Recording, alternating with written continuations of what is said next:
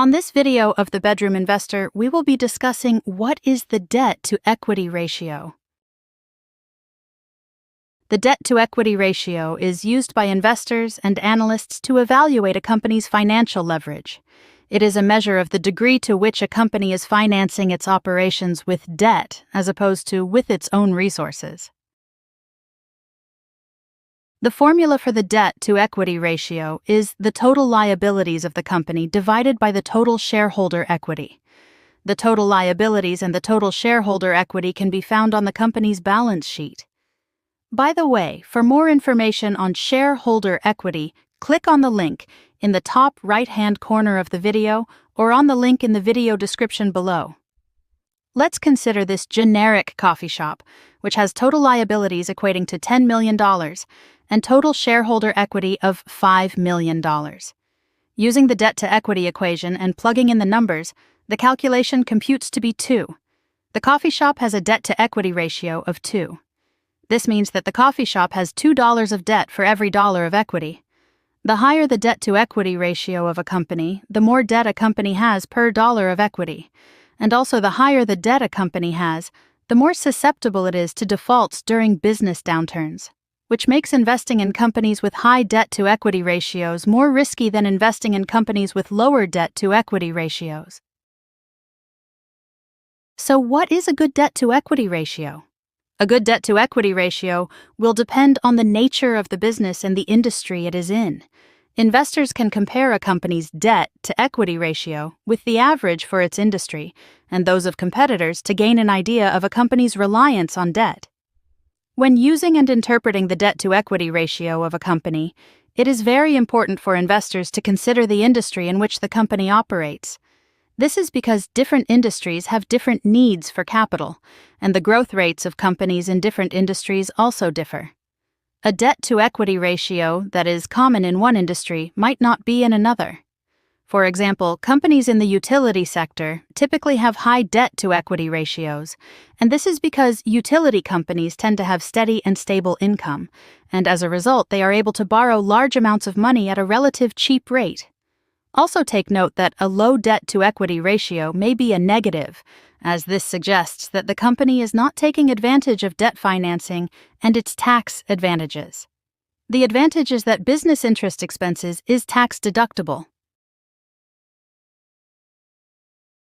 Let's look at what a negative debt-to-equity ratio means.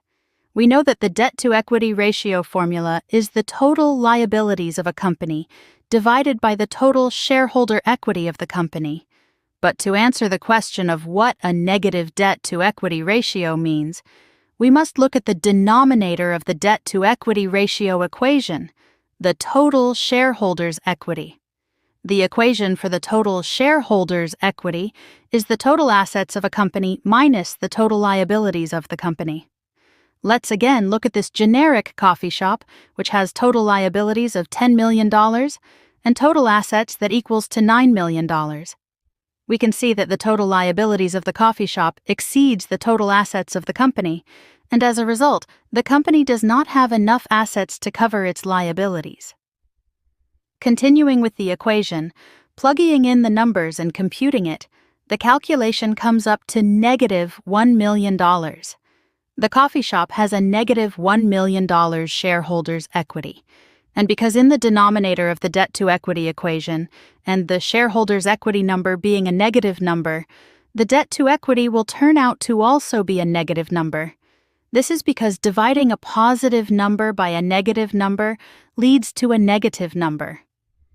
Debt has interest expenses, and the debt could destroy the value of shareholders' equity if the company were to default on its debt obligations. As a result, investors and analysts often associate companies with high debt-to-equity ratios as investments with high risk, as this not only means that the company doesn't have enough assets to cover its liabilities, but the company also relies primarily on debt financing for its business operations. Growth that is financed by debt may serve to increase the earnings of a company, and if the incremental increase in profit is greater than the related rise in the service costs of the debt, then shareholders of the company should benefit. However, if the additional cost of debt financing were to be greater than the additional income that it generated, then the share price of the company is prone to dropping. A company that has steadily rising debt-to-equity ratio shows that a company is becoming more and more reliant on debt to fund its business operations, and this should raise a red flag for prospective investors.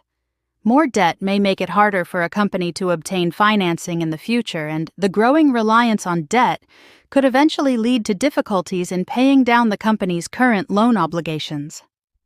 Companies with very high debt-to-equity ratios stand a higher risk of a loan default or even worse, bankruptcy. So, investors should proceed with caution and be fully aware what the company's plans are on reducing the debt and keep an eye on the company's cash flows. We hope you found this video useful, and thank you for watching. Don't forget to subscribe to our channel so you can receive notifications of our new uploads.